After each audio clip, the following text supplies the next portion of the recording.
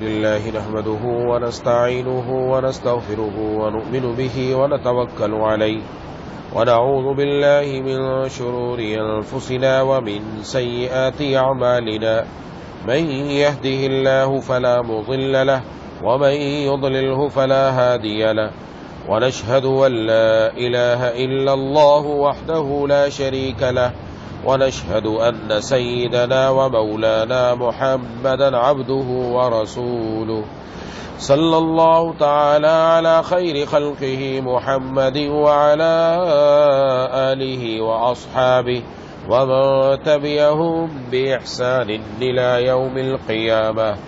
أما بعد فأعوذ بالله من الشيطان الرجيم. بسم الله الرحمن الرحيم. طاسيم ميم تلك آيات الكتاب المبين نتلو عليك من نبأ موسى وفرعون بالحق لقوم يؤمنون. إن فرعون علا في الأرض وجعل أهلها شيعا يستضعف طائفة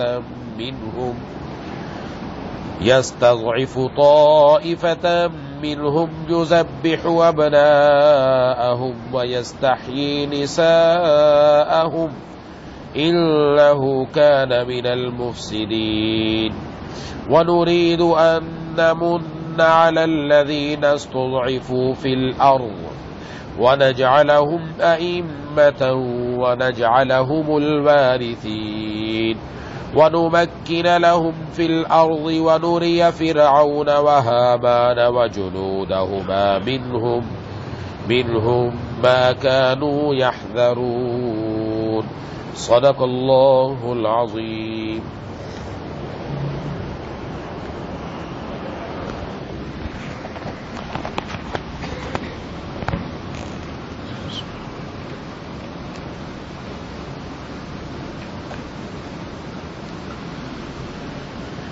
میرے دوستوں اور ساتھیوں اور میری ماؤں بہنوں اور بیٹیوں،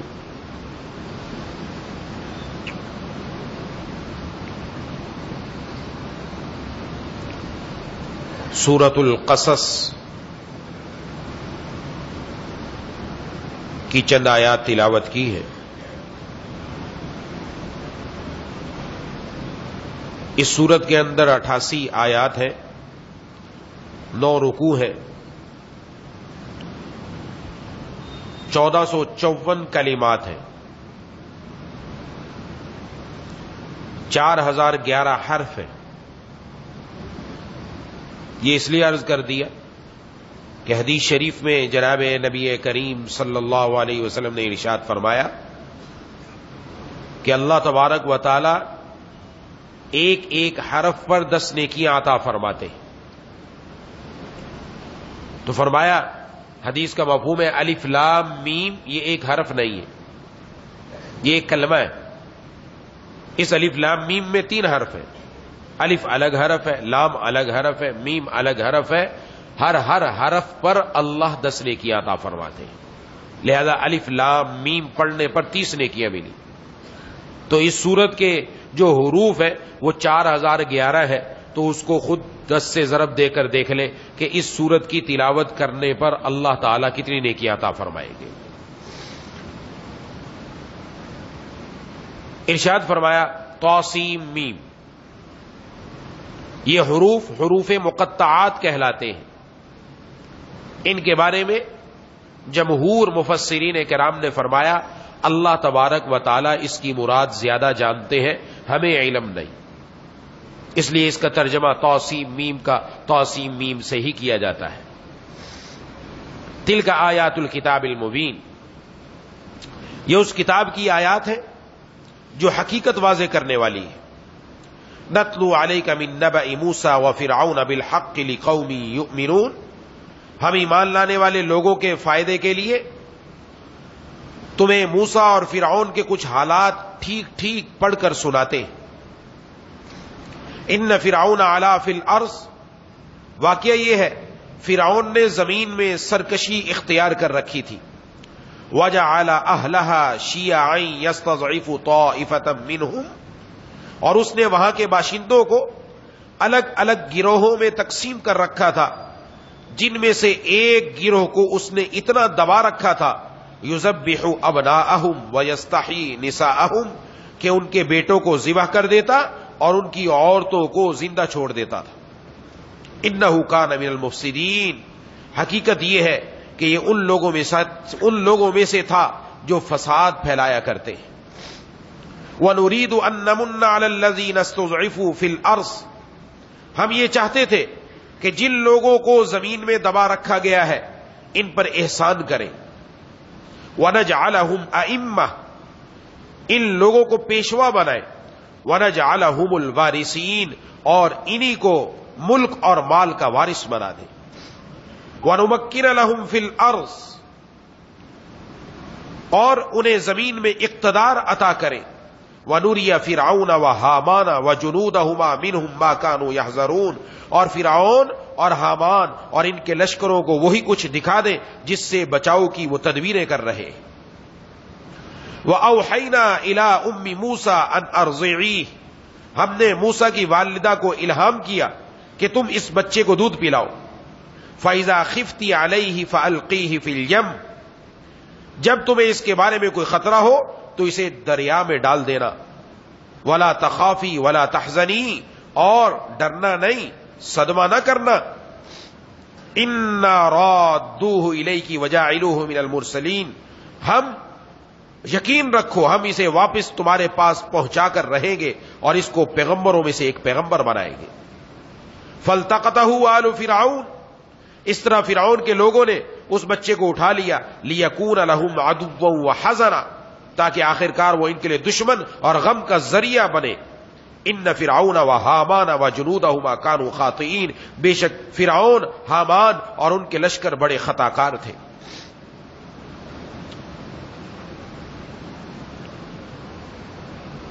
یہ سورت، اس سورت کا جو مرکزی مضمون ہے،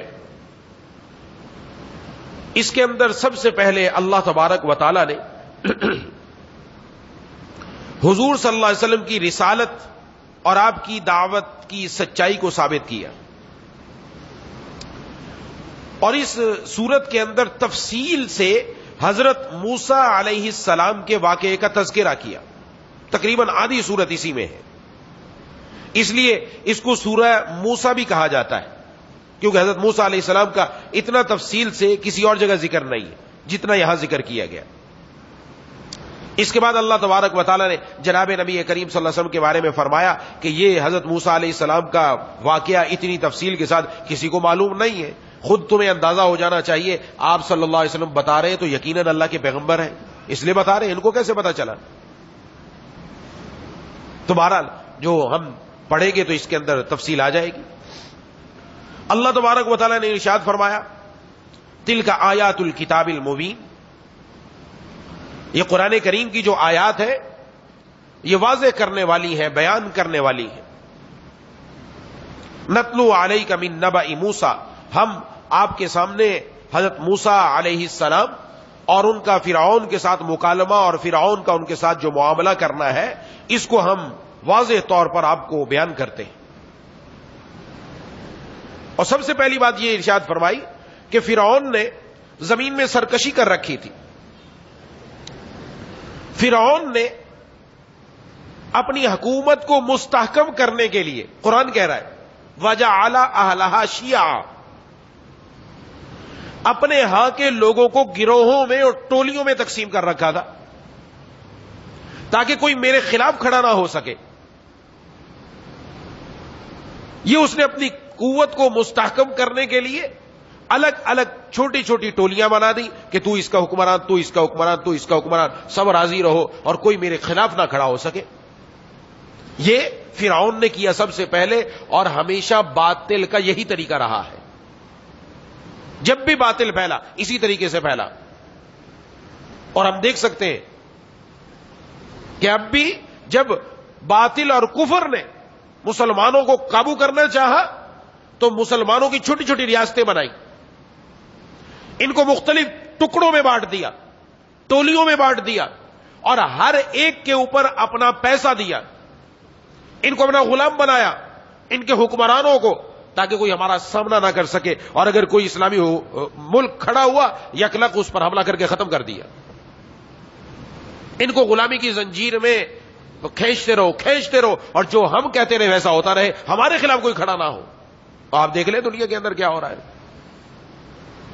امریکہ کے خلاف کوئی کھڑا نہیں ہوتا، بڑے بڑے یورپ کے ممالک کے خلاف کوئی کھڑا نہیں ہوتا، کھڑے ہوتے مسلمانوں کے خلاف کھڑے ہوتے ہیں. مسلمانوں کے اوپر انہوں نے یہ ساری چیزیں لگا رکھی. یہ وہی فرعون کا طریقہ، یہ اسی جگہ سے چلا آ رہا ہے اور آج تک باطل اسی پر چل رہا ہے. تو بہرحال اس نے تو اپنے انداز سے بڑھائی تھی کہ میری حکومت بڑی مستحکم ہے، مضبوط ہے، اور اسی حکومت کو مستحکم کرنے کے چکر میں اس نے مزید ایک اور کام کیا کہ ان میں سے ایک جماعت کو انتہائی دبا رکھا تھا، اور یہ لوگ اسرائیلی تھے. ان کو کیسے دبا رکھا تھا؟ ان کے ہاں جب بھی بیٹے کی ولادت ہوتی اس کو ذبح کر دیا جاتا،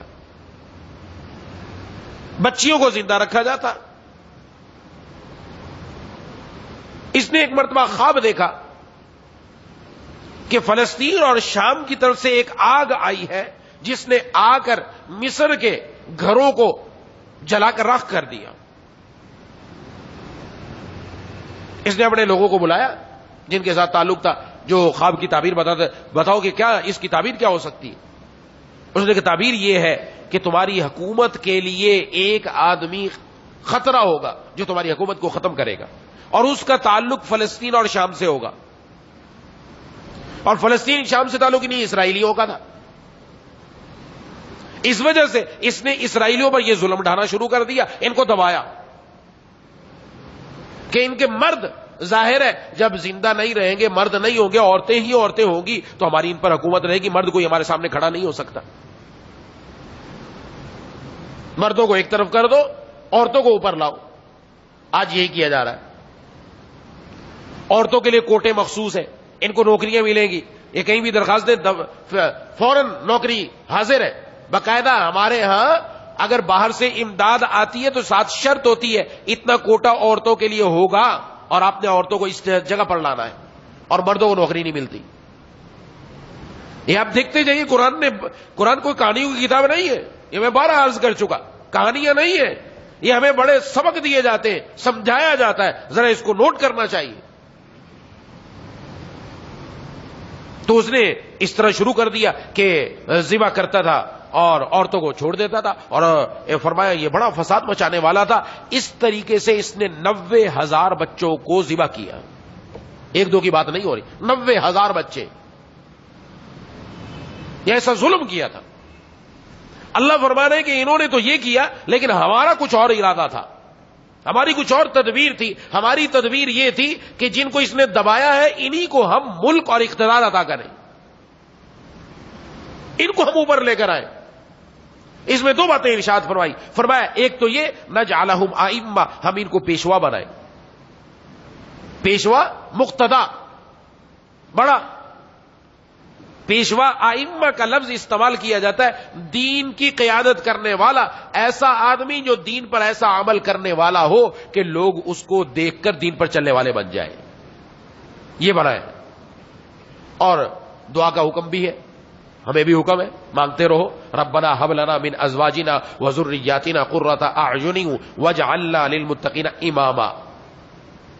ہمیں متقیوں کا پیشوا بنا دیجیے. اس پر میں تفصیلی گفتگو کر چکا. میاں بیوی کو، شوہر اور بیوی کو، والدین کو یہ دعا کا اہتمام کرنا چاہیے کہ اللہ ان کی اولاد کو ایسا پیشوا بنا دے کہ اس کو دیکھ کر دوسرے لوگ دین کی طرف آ جائیں. بہت بڑی نعمت ہے اللہ تعالیٰ کی، بہت بڑی نعمت ہے. اور ساتھ ہی یہ بتایا کہ ہم ان کو اقتدار بھی دیں. اقتدار بعد میں آیا، پہلے پیشوا آیا. پتہ چلا دینی طور پر جو بندے کو اللہ نعمت دیتے وہ دنیاوی اقتدار سے بھی بڑھ کر ہے.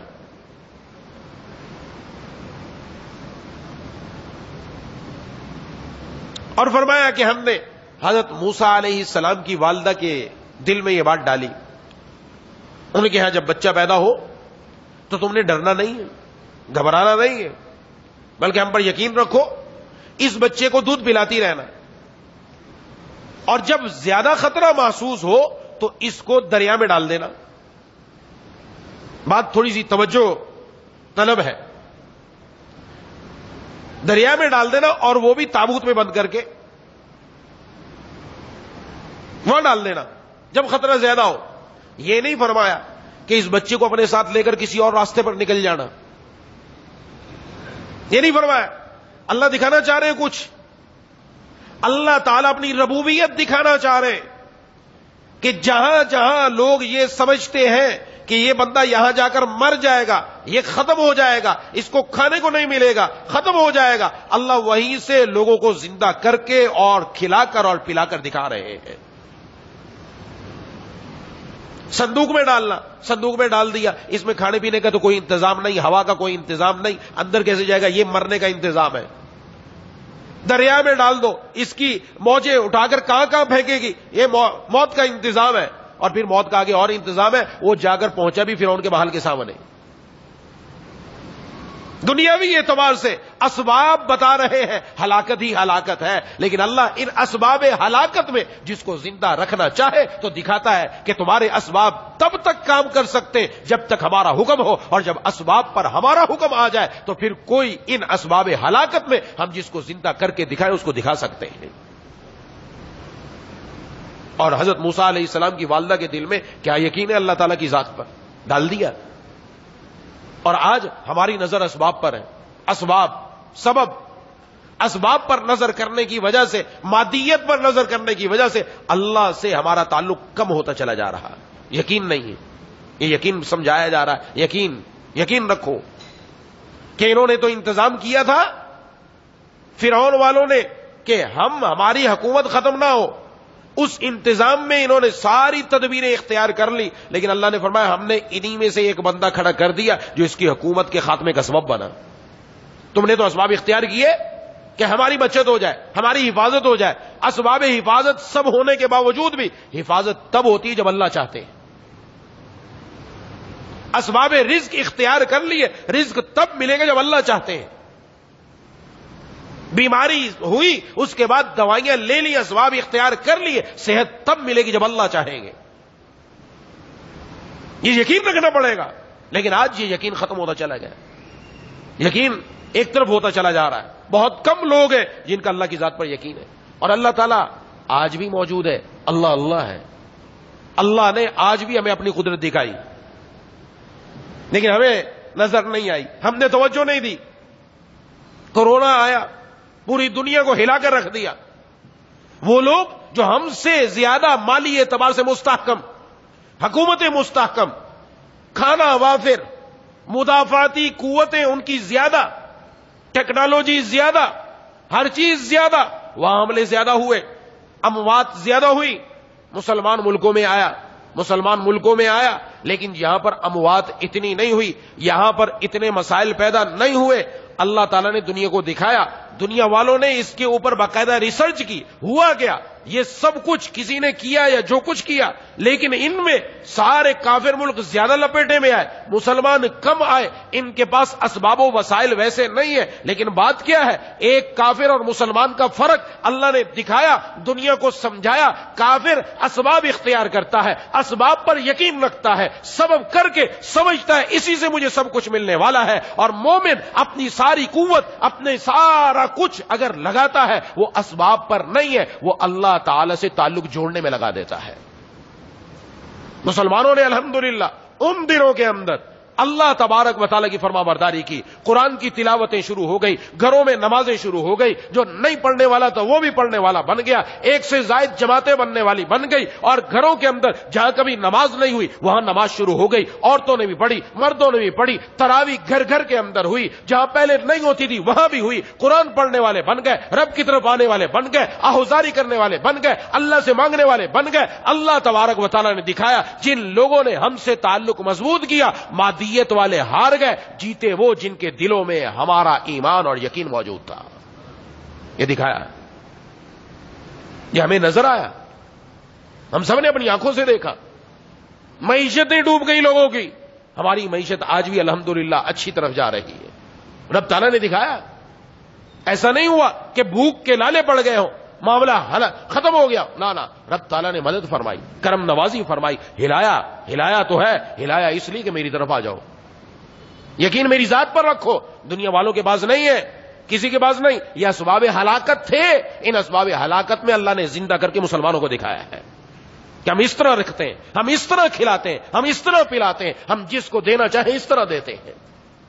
یہ رب تعالیٰ کی کرم نوازی. لیکن معاملہ پھر بھی چوپٹ ہے ہمارے لیے. ہمارا یقین پھر بھی اللہ کی ذات پر کم ہے. اور تو خوب سوچنا چاہیے, کوئی مسئلہ ہو جائے, کسی نے کچھ کرا دیا, تعویذ نکلا گھر سے, میرے شوہر پر کچھ ہو گیا, فلاں عورت یوں کر رہی ہے, فلاں نے میرے گھر کا اجاڑ دیا, یوں کر, کسی نے کچھ نہیں کیا.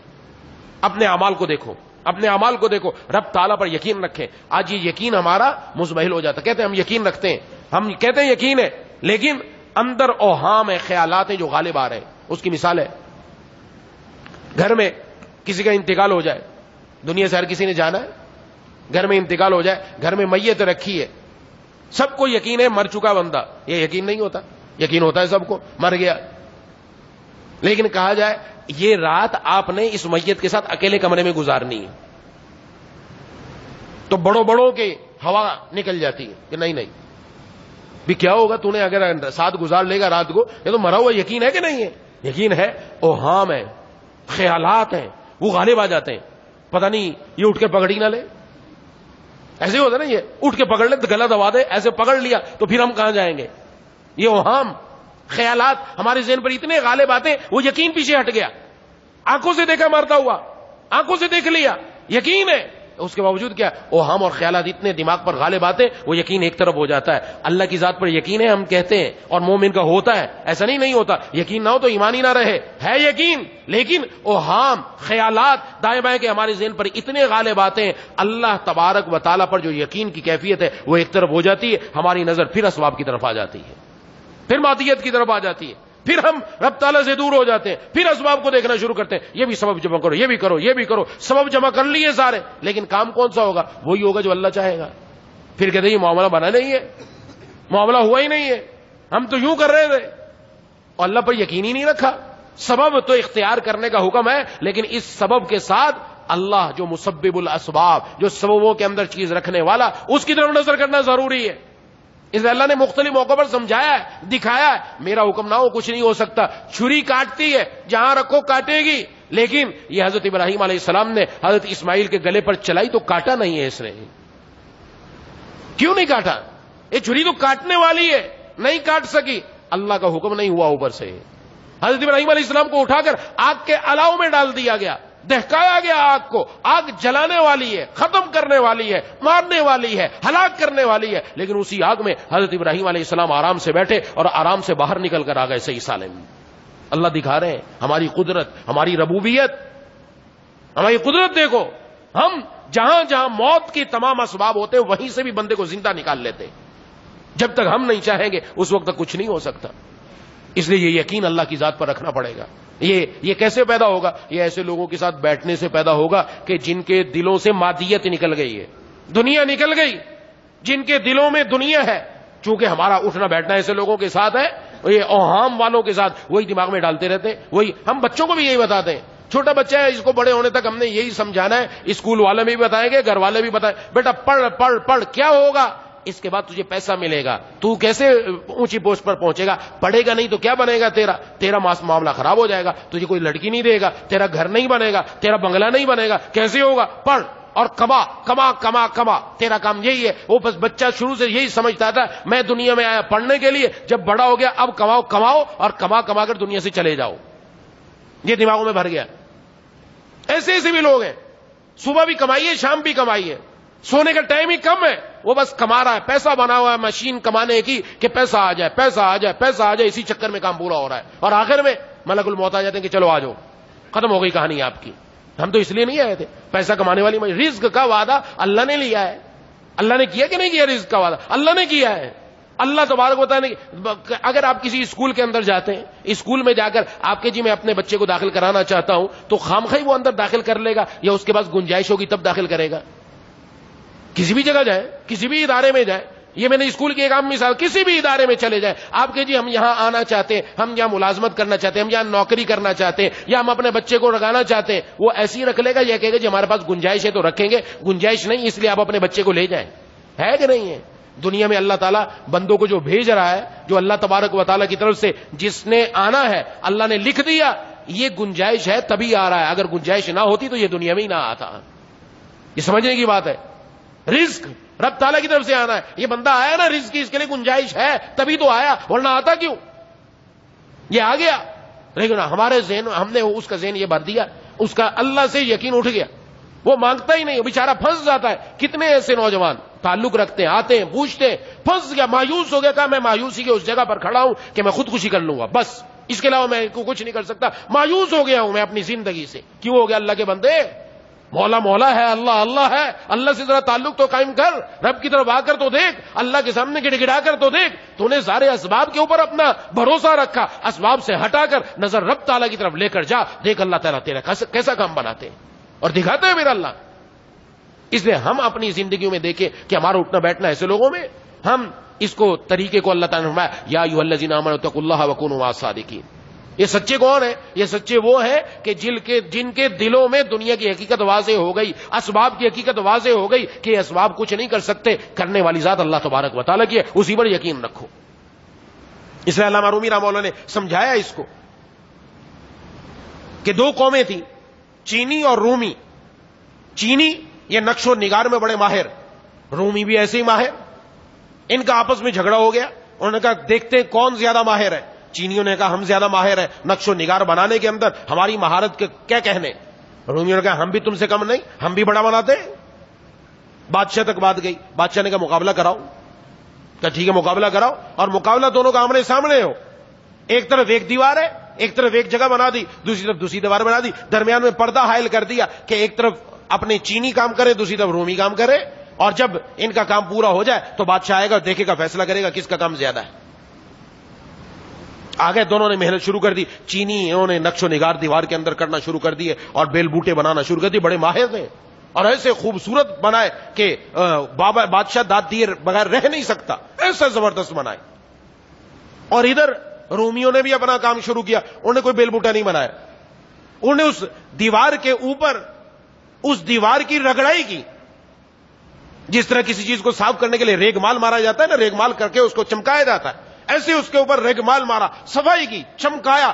دیوار کو اس طرح چمکایا جس طرح آئینہ ہوتا ہے کہ اگر اس کے سامنے کوئی آ کر کھڑا ہو تو اس کی شکل اس میں نظر آئے، ایسے چمکایا انہوں نے. چمکا، بس یہ کام کیا اور کوئی کام نہیں کیا. مقابلے کا دن آ گیا کہ جس دن بادشاہ نے آ کے فیصلہ کرنا تھا، کہا درمیان سے پردہ ہٹاؤ. پردہ ہٹا دیا. اس نے جب چینیوں کو دیکھا تو واہ، اس نے کیا نقش و نگار کر رکھے.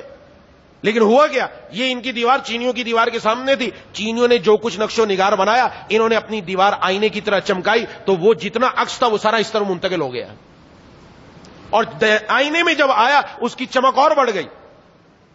تو جب چینیوں کو دیکھ کر اس نے رومیوں کی طرف دیکھا تو داد دیے بغیر رہ نہ سکا. کہا رومی آج جیت گئے، اس لیے کہ انہوں نے اپنا کمال بھی دکھایا، دوسروں کا کمال بھی اپنے اندر چوری کر لیا. یہ آئینے انہیں باہر سے کھینچ لیا. سمجھانا چاہتے ہیں، کیا سمجھانا چاہتے ہیں؟ جن کے دل میں مادیت نکل جاتی ہے، جو اپنے دل کو آئینے کی طرح چمکا لیتے ہیں، جب آئینے کی طرح چمکا لیتے تو دنیا کی ہر چیز کی حقیقت اس کے دل میں واضح ہونا شروع ہو جاتی ہے. اس کا دل چمک گیا. آئینہ بنتا ہے رگڑے لاکھ جب کھاتا ہے دل، کچھ نہ پوچھو دل بڑی مشکل سے بن پاتا ہے دل.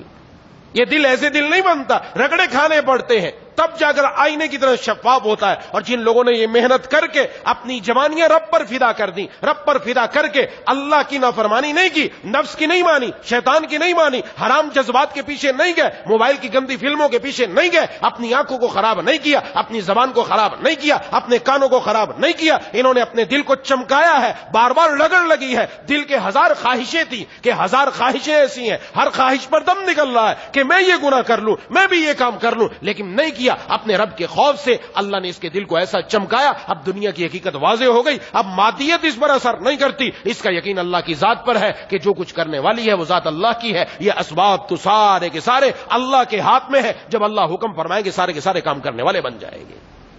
ایسے لوگوں کے ساتھ رہو، ایسے لوگوں کے ساتھ رہو تاکہ ان کے ساتھ رہنے سے ہمارے دل کی حالت بھی ویسی ہو جائے. اس کی ضرورت ہے. اور آج ہماری ساری کی ساری محنت اپنے سر سے لے کر پاؤں تک جو جسم ہے نا، اس پر محنت ہے. میرے سر کے بال کیسے ہونے چاہیے، ان کے اسٹائل کیسا ہونا چاہیے، میرا چہرہ کیسا ہونا چاہیے، میرے چہرے کے نقش و نگار کیسے ہوں. میرا پورا جسم کیسا ہو، میرا لباس کیسا ہو، میرا جوتا کیسا ہو.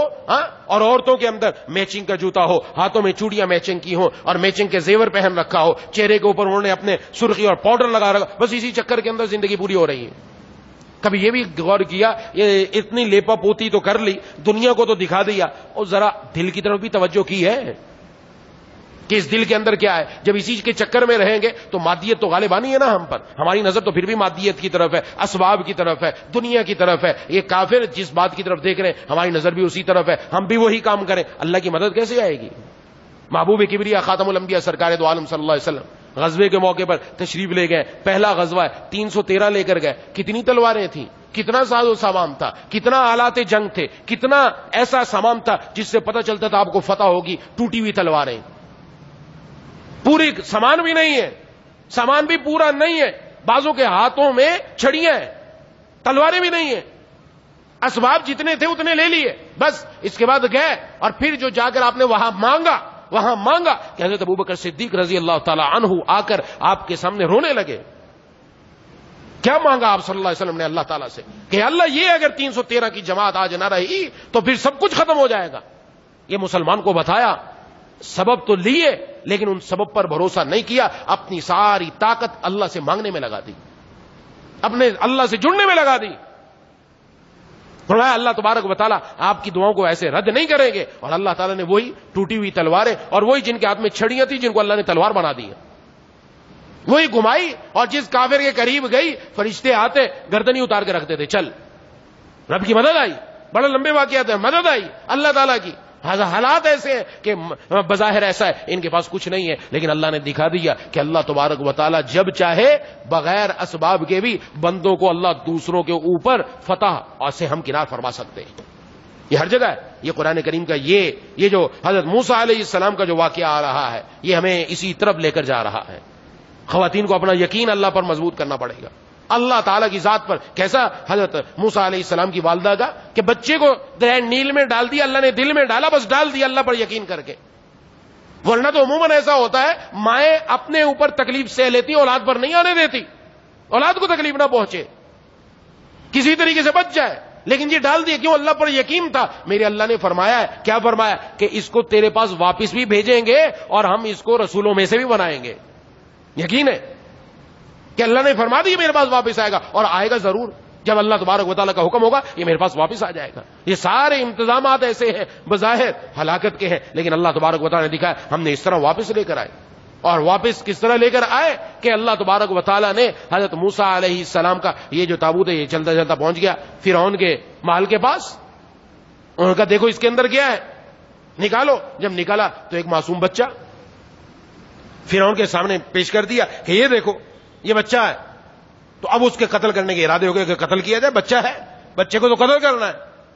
تو اللہ تبارک و تعالیٰ نے اسی گھر میں جس گھر کے اندر قتل کا کام ہو رہا ہے محافظ بھی پیدا فرما دیا. ان کی اہلیہ حضرت آسیہ، انہوں نے اسی وقت کہا کہ یہ میری اور تمہاری آنکھوں کی ٹھنڈک ہے، کیونکہ اولاد نہیں تھی، کہ میری اور تمہاری آنکھوں کی ٹھنڈک ہے. ان کے دل میں بھی محبت آ گئی، اس کے دل میں بھی محبت آ گئی. کہا ٹھیک ہے اس کو قتل نہ کرو، اس کو اپنے پاس رکھ لو، یہ ہمارے فائدے کی چیز ہے، ہو سکتا ہے بعد میں جا کر ہمارے کام آ جائے.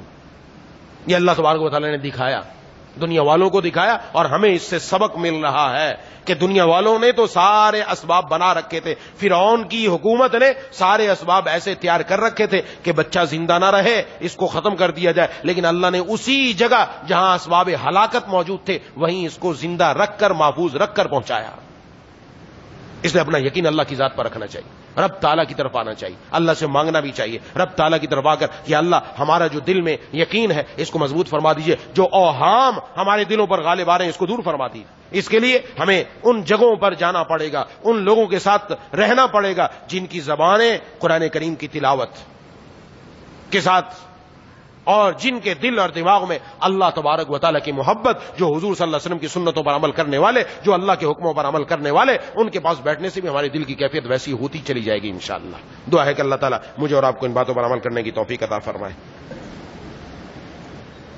بسم اللہ الرحمن الرحیم، الحمد للہ رب العالمین الرحمن الرحیم مالک یوم الدین ایاک نعبد و ایاک نستعین اہدنا الصراط المستقیم صراط الذین انعمت علیہم غیر المغضوب علیہم ولا الضالین اللهم صل على سيدنا ومولانا محمد وعلى آل سيدنا ومولانا محمد وبارك وسلم۔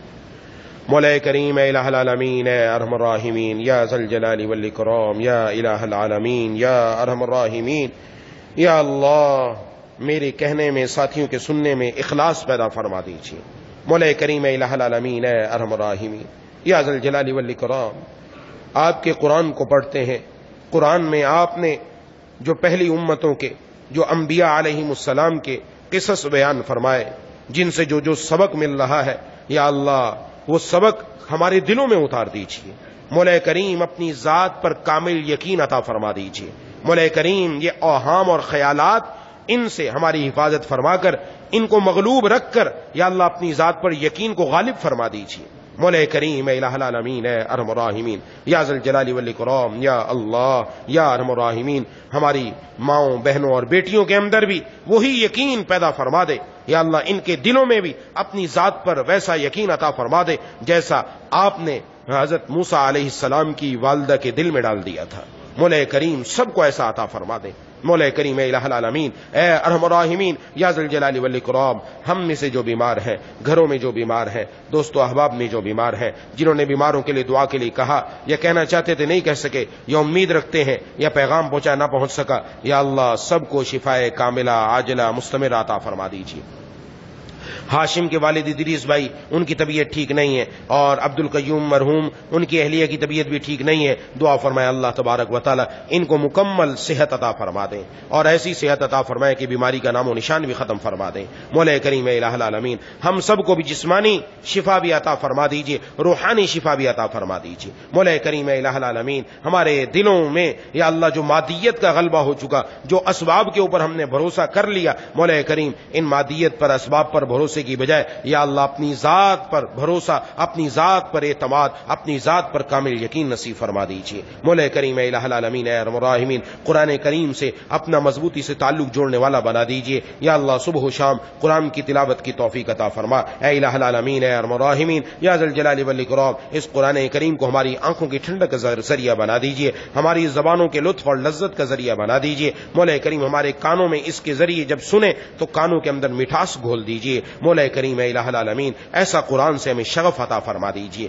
مولا کریم اے الہ العالمین اے ارحم الراحمین جتنے بھی ساتھی یہاں موجود ہیں، جتنی بھی خواتین موجود ہیں، ہم سب کے دلوں میں جتنی جائز تمنا ہے پوری فرما دیجیے۔ اے الہ العالمین اے ارحم الراحمین ڈینگی پھیل رہا ہے اور ملیریا بخار بھی کافی ہو رہا ہے لوگوں کو، اور بہت سارے احباب دعاؤں کے لیے کہتے رہتے ہیں، یا اللہ جن جن کو ڈینگی ہو چکا یا ملیریا ہو چکا، یا اللہ اسپتالوں میں ہیں، گھروں میں ہیں، جو جو ان کا علاج چل رہا ہے اسی میں یا اللہ آپ شفا رکھ کر ان سب کو خوب صحت عطا فرما دیجیے۔ مولا کریم الہ العالمین اور اس کے علاوہ کوئی دوسری بیماریوں میں ہے، یا اللہ ان سب کو بھی خوب صحت عطا فرما دیجیے۔ مولا کریم الہ العالمین ہماری آنکھوں میں، ہماری زبان میں، ہمارے کانوں میں، ہمارے دل میں، ہمارے پورے جسم میں، ہمارے خون کے ایک ایک قطرے میں نور پیدا فرما دیجیے۔ مولا کریم دائیں بائیں، اوپر نیچے، سامنے پیچھے ہم سب کی حفاظت فرما دیجیے۔ تمام مسلمانوں کی جان مال عزت آبرو کی حفاظت فرما دیجیے۔ مسلمانوں کو مسجدوں سے جڑنے اور مسلمانوں کو اپنے قرآن سے جڑنے اور مسلمانوں کو اپنے محبوب صلی اللہ علیہ وسلم کی سنتوں کو اپنانے والا بنا دیجیے۔ مولا کریم جتنی بھی رکاوٹیں ہیں یا اللہ جو ہمیں اللہ سے، آپ سے دور کرنے والی،